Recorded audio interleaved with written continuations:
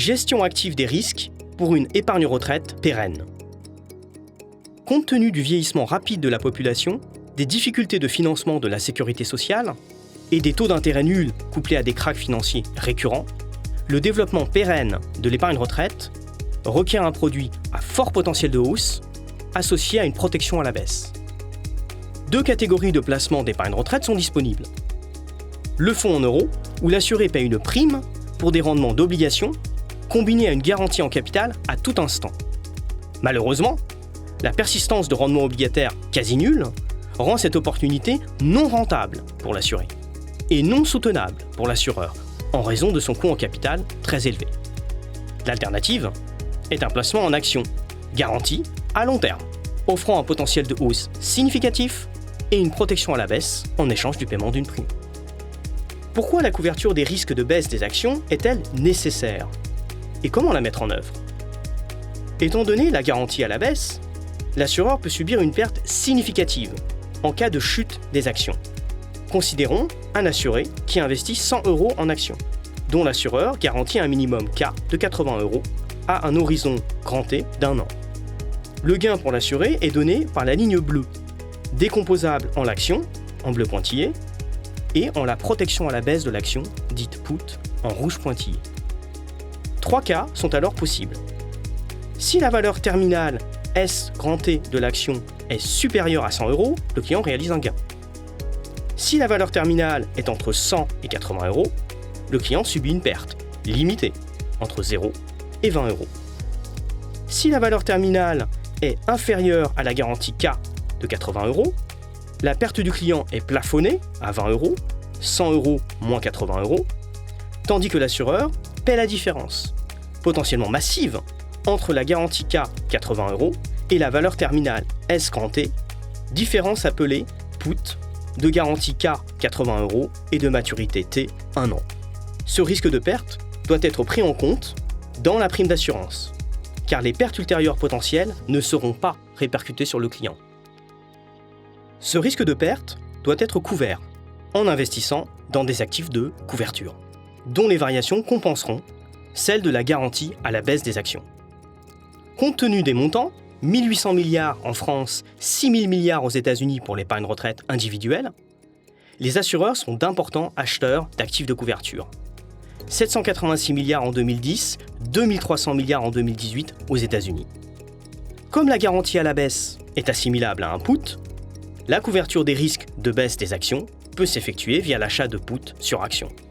Néanmoins, leur quantité disponible, limitée, implique une hausse du prix d'achat, suite à l'impact sur le prix de la quantité significative achetée, effet appelé impact de marché. Une gestion active des risques permet alors de minimiser le coût de couverture et, in fine, le prix du produit, via la prise en compte explicite de l'impact de marché et l'optimisation de la stratégie d'achat de put.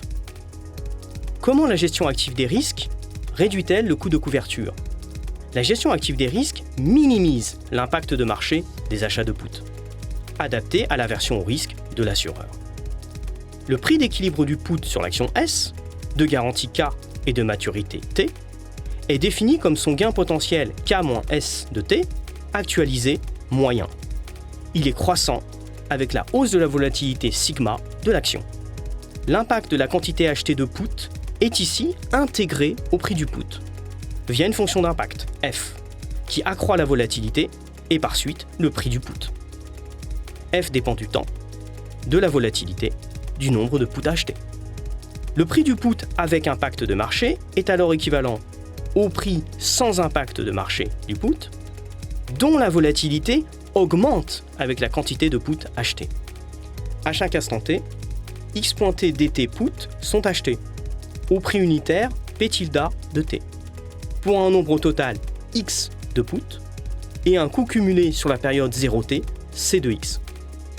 En fonction de son aversion au risque lambda, l'assureur cherche à minimiser le coût moyen d'achat des puts, correspondant à une aversion au risque nulle, ou le coût moyen pénalisé par la dispersion des coûts unitaires de put, et ce proportionnellement à son aversion au risque positive. Dans le premier cas, aversion au risque nulle, le rythme d'achat des puts minimisant le coût de couverture est peu influencé par le cours de l'action et est croissant à mesure que l'échéance grand T se rapproche. En revanche, dans le second cas, plus l'aversion au risque s'accroît, plus l'assureur doit acheter au plus tôt les puts, à un rythme décroissant au cours du temps, permettant ainsi de réduire la dispersion des prix d'achat. Et plus le rythme d'achat dépend du cours de l'action. Il s'accroît à mesure que le cours baisse, compte tenu de la hausse induite du prix du put. Si les puts deviennent illiquides ou trop coûteux, la gestion active des risques implique leur réplication par des ventes massives d'actions, en minimisant l'impact haussier induit sur le coût de réplication. L'assureur réplique les achats massifs de puts dynamiquement par la vente d'un grand nombre d'actions, pour un coût de réplication qui augmente avec le nombre d'actions vendues. L'impact de la quantité d'actions vendues sur le prix est à nouveau intégré au prix, ici à travers la dynamique du rendement de l'action S, décomposable en deux parties additives. Sigma T DWT traduit la dynamique du rendement de l'action hors impact de marché. Sigma est la volatilité de l'action, W la dynamique de trajectoire de l'action. Rho T D alpha T désigne la contribution de l'impact de marché. Alpha est la quantité d'actions vendues, Rho l'intensité de l'impact de marché. Le prix d'input étant croissant avec la baisse de l'action S, ces variations sont approximativement réplicables par des ventes dynamiques d'actions. Néanmoins, la vente d'un grand nombre d'actions renforce la baisse initiale de l'action, ce qui en retour accroît le prix du put, effet feedback.